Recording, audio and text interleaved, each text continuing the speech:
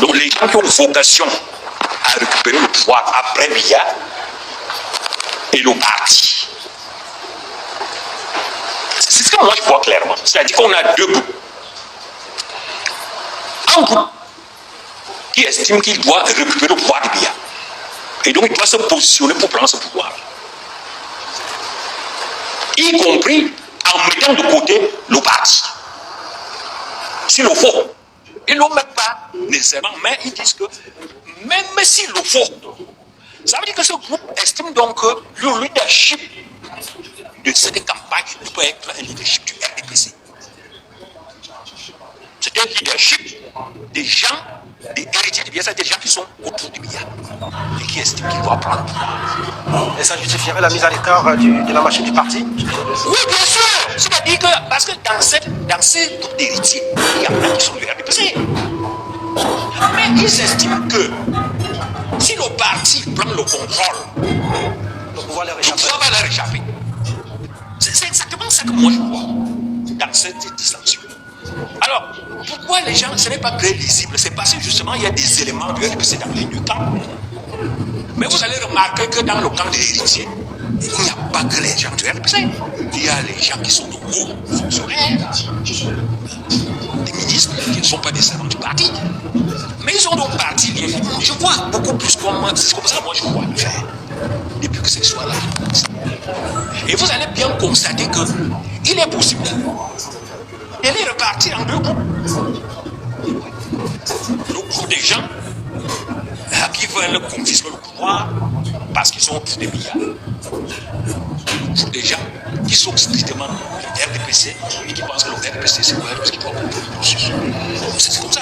Mais donc tout ce bavardage. Dans ce chapitre, nos informations disent quand même que c'est le président, c'est Paul Biya lui-même qui aurait initié ces concertations. Non, c'est-à-dire, j'ai dit une fois de plus, le président, c'est quelqu'un qui va lui dire que faisons comme ça. Donc, il va lui faire des propositions qui participent de sa stratégie. Il est évident que les gens qui sont dans l'héritier, qui ne contrôlent pas le parti, ils ne peuvent pas laisser le pilotage de cette période. Mais moi, je suis un analyste.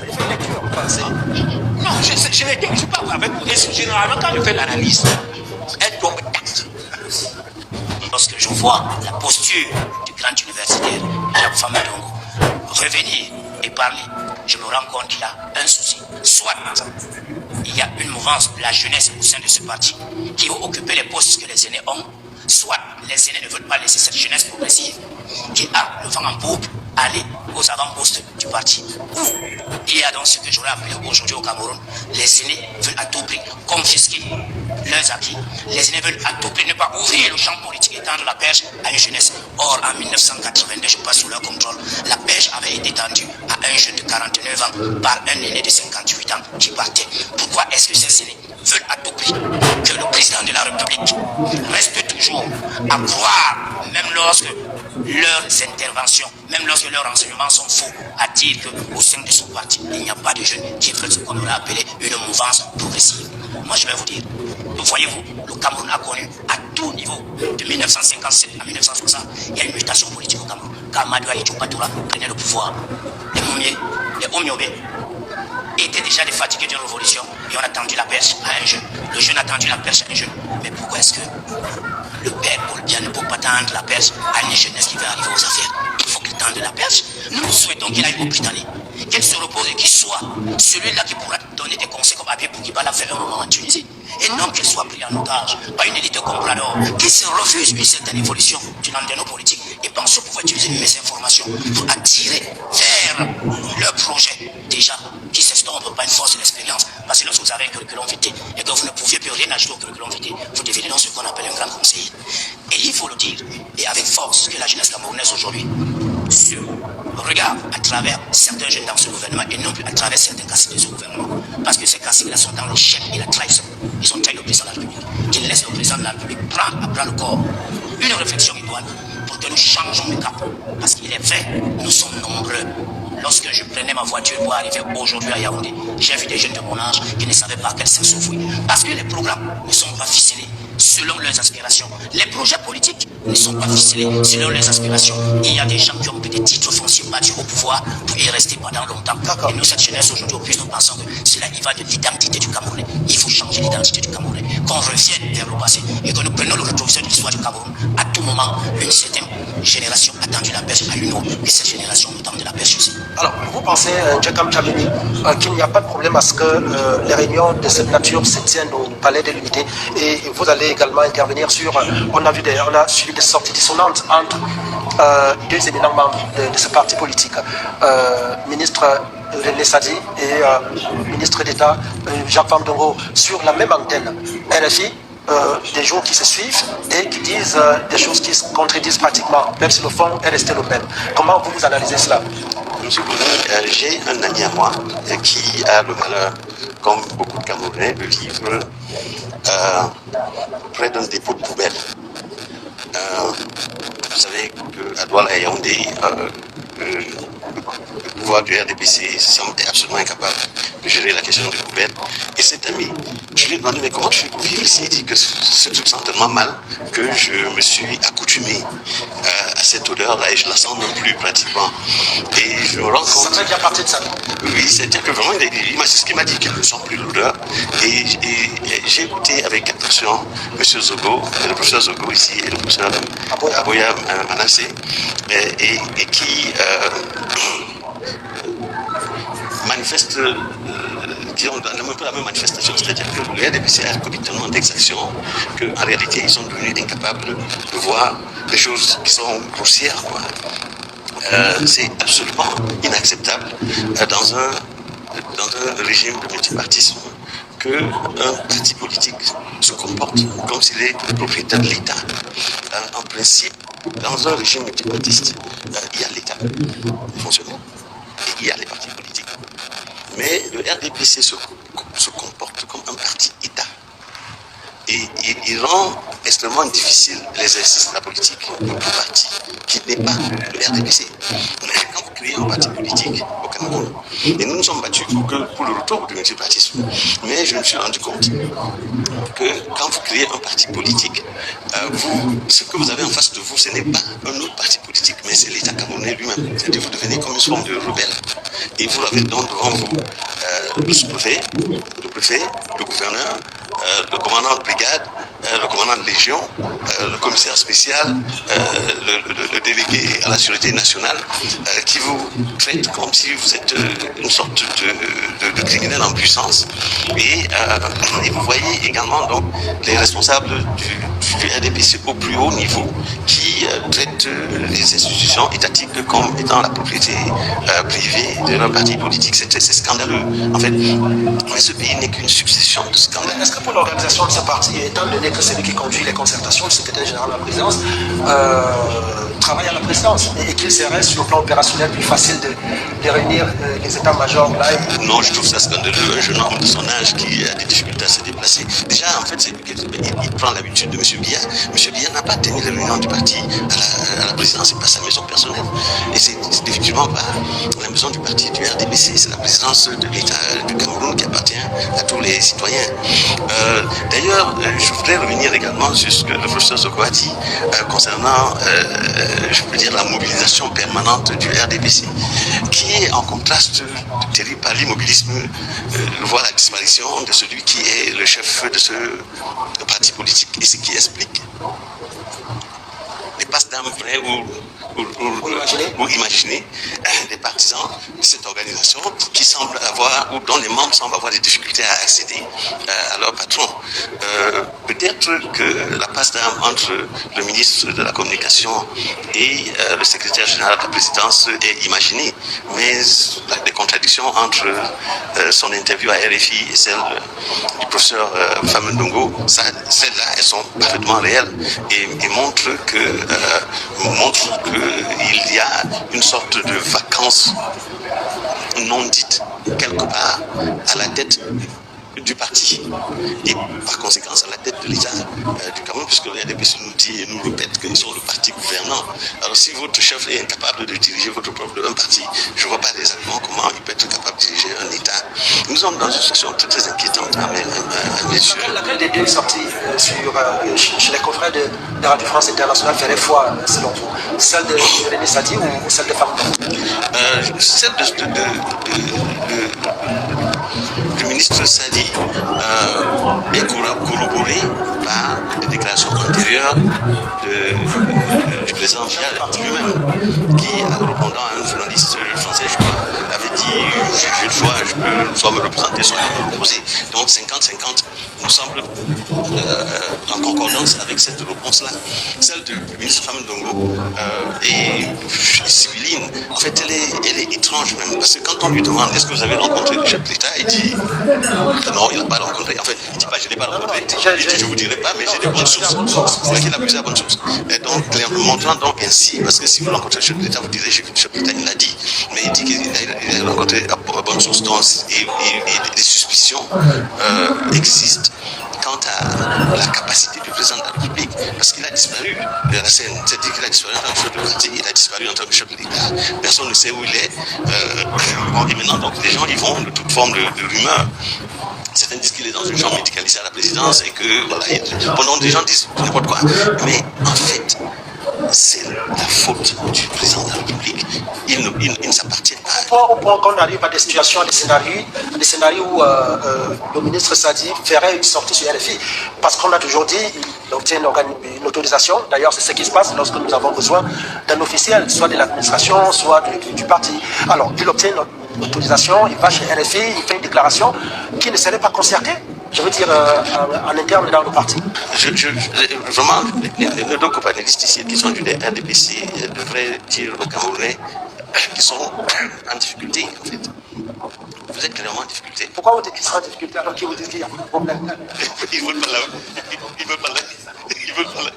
Ce sont des gens pour toi. Ils ne sont pas. On va pas nous interrompre. D'accord. Donc, quand on donnera la parole, on s'exprimera. Ce qui est sûr, c'est que pour le moment, nous nous réjouissons. Nous ne pourrons pas être fâchés qu'après 43 ans, on soit en difficulté. D'ailleurs, il n'y a rien d'étonnant à cela. Vous êtes épuisés, ça fait quand même 43 ans que vous êtes au pouvoir. Et donc, ces soubresauts sont normaux, des signes normaux de vieillissement. Parkinson, ça tremblote de toutes parts.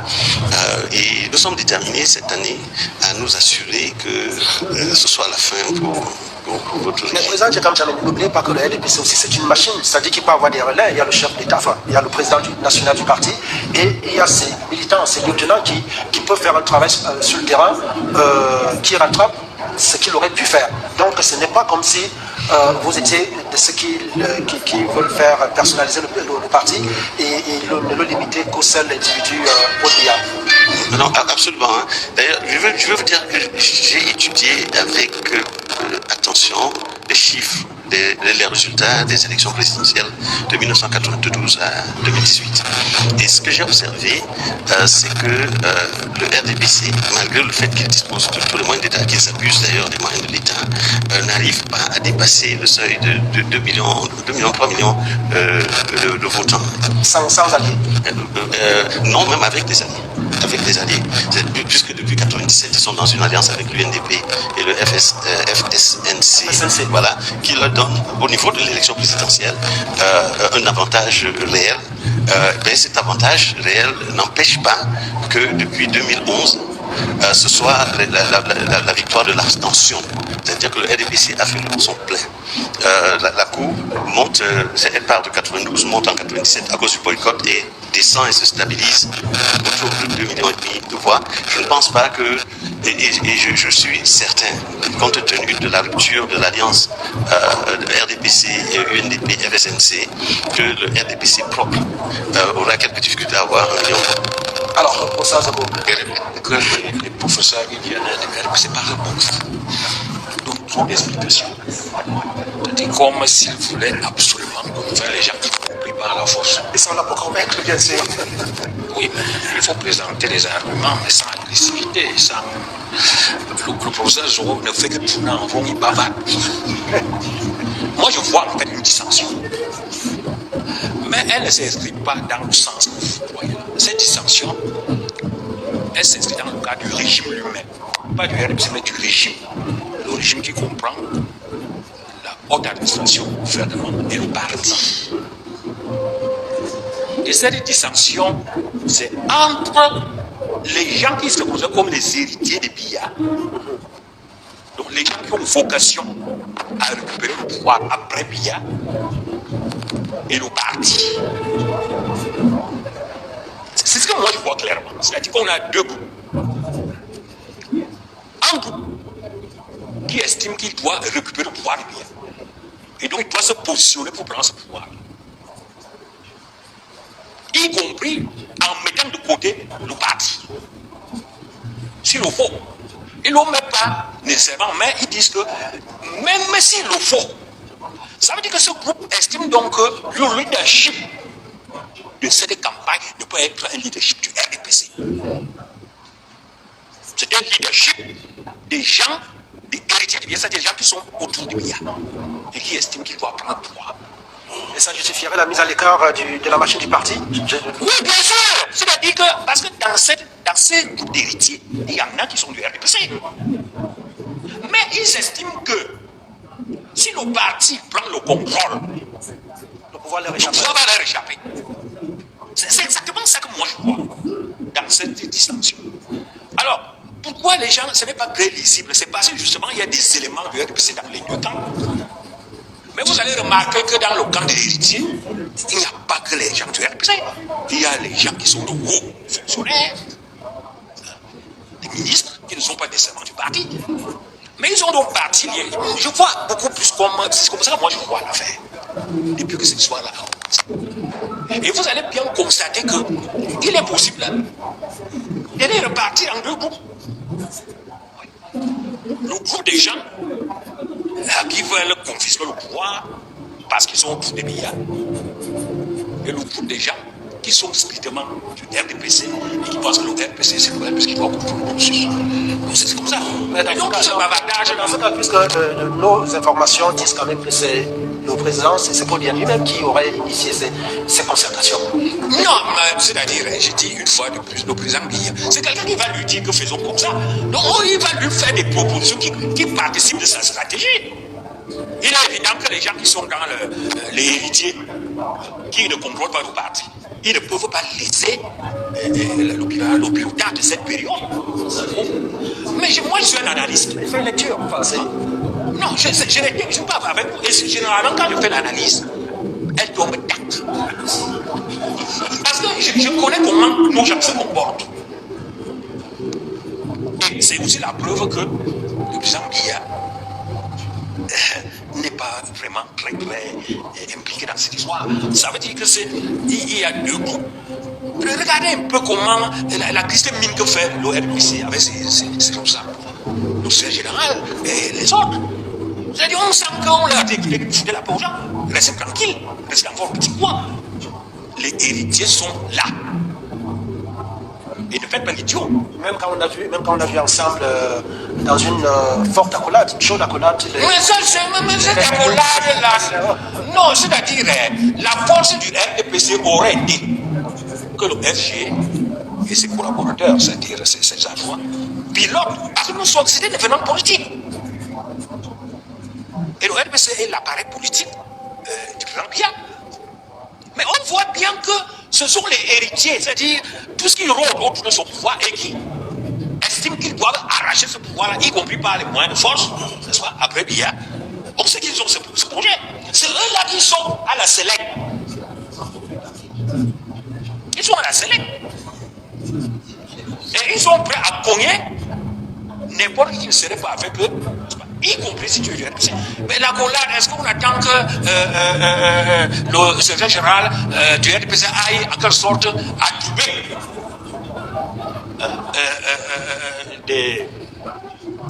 une opération qui n'est pas très conforme à la logique politique? Mais comment vous dites qu'elle n'est pas conforme si elle est initiée et validée par celui qui... Est-ce que vous avez vu Biya valider quelque chose? Vous supputez sur la base de qu'on vient vous raconter. Vous n'avez rien vu. Moi, je vous dis que sur la base de ce qu'on constate, les choses sont claires. Les héritiers de Biya, ceux qui se posent comme héritiers de Biya, ont déjà engagé les hostilités en disant que même le RDPC, s'il ne nous suit pas, s'il ne se met pas dans nos services, on va le combattre. C'est tout. Et on voit d'ailleurs bien que le RDPC se soumet. Puisque les petites résistances qu'on voit de part et d'autre, ce n'est pas résistance suffisante pour dire aux gens du palais d'arrêter. On voit bien d'ailleurs que, en dehors de quelques isolés, tout le reste suit. Ça peut justifier, si on tient compte de votre lecture, que ces concertations se déroulent au palais de l'unité. Bien sûr. Le palais est un lieu rassurant pour les héritiers des biens, puisqu'ils contrôlent le palais. Ils ne contrôlent pas le siège du RDPC. Parce que là-bas, avec les gens de on leur aurait dit que ce n'est pas vous qui commandez ici. Ils ont peut-être fait un vote. C'est pas. Vous ne prenez plus des mesures. Donc sinon, on s'explique comme ça. Comme ça, c'est ce que moi je vois. Donc ce discours, cette irritation que vous avez envers les mains, ce plan médiatique traduisent un véritable combat. Pas à l'intérieur du RDPC, mais à l'intérieur du régime. C'est bien, parce que je sais bien, moi le régime, c'est la globalité. Le RDPC, le gouvernement et la horde d'administration. Donc, le combat maintenant, c'est entre les héritiers du Biya qui partent, qui sont dans les trois lots. Hein? On les rencontre au RDPC, on les rencontre dans le gouvernement, on les rencontre dans la horde d'administration. Donc, ils ont formé un groupe pour contrôler la transition, y compris en brutalisant le RDPC. Mais ce que tu donnais ce matin. Le débat n'est plus si bien va se présenter. Nous-mêmes, ce n'est pas gagné. Ça, c'est un détail. Tel que le système est structuré, un, il va se présenter. Et deux, il va gagner. On ne voit pas très bien ce qui peut l'empêcher de se présenter. Parce que pour le moment, il est encore vivant. On ne voit pas très bien ce qui peut amener à sa défaite. Parce que l'opposition n'a rien fait pour ça. Mais ce n'est pas ça l'enjeu. L'enjeu, c'est ce qui va suivre. Et c'est pour ça que je dis que même ceux qui agissent aujourd'hui, ils n'agissent pas pour remplacer Biya pour les élections. C'est toujours des batailles de positionnement. C'est des batailles de positionnement. C'est-à-dire que maintenant que Biya va prendre le pouvoir et que de toute façon, il ne pourra pas être plus actif qu'il y a un an. C'est-à-dire qu'il va davantage disparaître encore. Qui va contrôler le pouvoir? Et qui va contrôler la succession? C'est ça le vrai enjeu aujourd'hui. Le vrai enjeu, oui, Biya va être proclamé élu, mais de manière formelle. Mais il y a des gens qui vont gérer le camp. Et c'est ça l'enjeu. Est-ce que ce sera le parti ou est-ce que ce sera ces héritiers? Parce qu'il faut comprendre comment les deux interprètent les choses. Les gens du parti pensent que c'est eux qui font gagner Biya. Les héritiers de Biya pensent que c'est Biya lui-même. C'est sa personnalité qui fait gagner le parti. Il y a donc d'abord une différence et cette différence va éclater. J'ai toujours dit que l'après Biya risque de nous amener du désordre. Ce désordre ne viendra pas d'ailleurs. Il est à l'intérieur même du système, il est à l'intérieur même du RDPC. C'est pas l'opposition. Non! Le désordre, c'est pour ça que j'ai dit que la reconduction du plan Biya est un risque systémique sur le système et sur le RDPC. Parce que ce que vous avez vu entre Sadi et Famine Doro, ça traduit une véritable divergence. Et cette divergence ne se situe pas sur Biya, mais sur l'après-Biya. Comment on se positionne? Je vous ai dit, il y a des gens qui pensent que c'est le RDPC qui doit gérer la succession. Il y a un groupe qui estime que c'est lui qui doit prendre la succession. Et c'est cette divergence que nous voyons aujourd'hui. Les grands militants du RDPC, notamment et tout ça, on dérive le débat. Il n'y a pas de débat sur la candidature de Biya ou sur sa capacité de gagner. Tel que ça se présente, il n'y a pas de débat. Ça va se passer comme ça. Le problème, c'est qu'est-ce qu'on fait après? Et l'après commence, l'après on tombe. Donc c'est imminent. C'est cet après qui est source des dangers. Source d'inquiétude. L'inquiétude. D'accord.